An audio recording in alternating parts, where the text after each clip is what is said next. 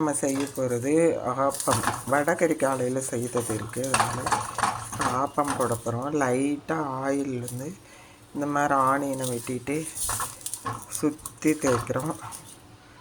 தேய்ச்சிட்டு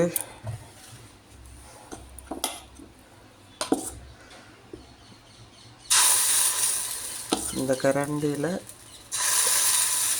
2 கரண்டி மாவு ஊற்றுறோம். ஊற்றிட்டு எடுத்து இப்படியே சுத்த வேணும்.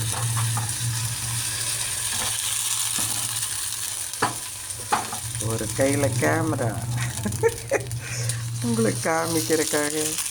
என்கிட்ட ஸ்டாண்டெல்லாம் கிடையாது, அதனால்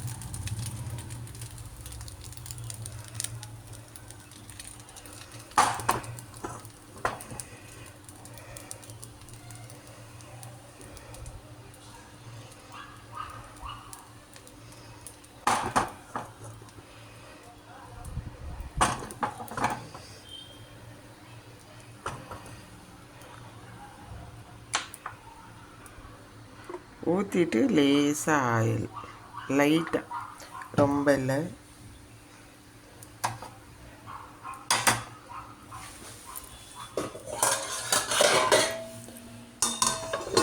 மூடி போடுறோம். ஏற்கனவே 2 ஆப்பம் போட்டு வச்சுருக்கேன் பாருங்க.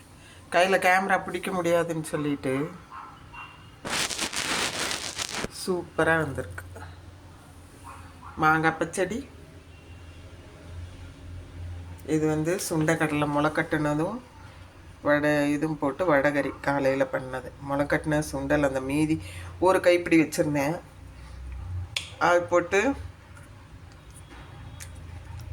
பருப்பு ஊற வச்சு அதை இட்லி பானையில் அவிச்சு எடுத்து வரமிளகா, கருவேப்பிலை, உப்பு, சோம்பெல்லாம் போட்டு அரைச்சி எடுத்து உருண்டை பிடிச்சி வச்சேன். அதான் வடகறி குழம்பு. சூப்பராக வந்திருக்கா? நீ கேமரா ஆஃப் பண்ணி கீழே வச்சுட்டு நம்ம போய் அந்த ஆப்பத்தை எடுக்க முடியும், கையில் வச்சுட்டு எடுக்க முடியாது. இந்த ஆப்பச்சட்டி வாங்கி கிட்டத்தட்ட 5 வருஷம் ஆகுது. ரொம்ப நல்லா வரும். நான் அதில் அப்பளம்லாம் கூட சில சமயம் போட்டுருவோம். நான்ஸ்டிக் தவா தான், ஆனால் ரொம்ப பழசாயிருச்சு, வேறு வாங்கணும். இருந்தாலும் இன்றைக்கி ஊற வச்சுட்டோம், ட்ரை பண்ணி பார்க்கலான்னு பார்த்தா அழகு போல் வருது. அதனால் இனி எடுத்துட்டு காமிக்கிறேன். எக்கு போட்டுட்டு செய்யலாம். சென்டரில் எக்கு போடுறதுக்காக தான் அதை சின்னதாக ஊற்றியிருக்கேன். போட்டுட்டு எடுத்துகிட்டு காமிக்கிறேன்.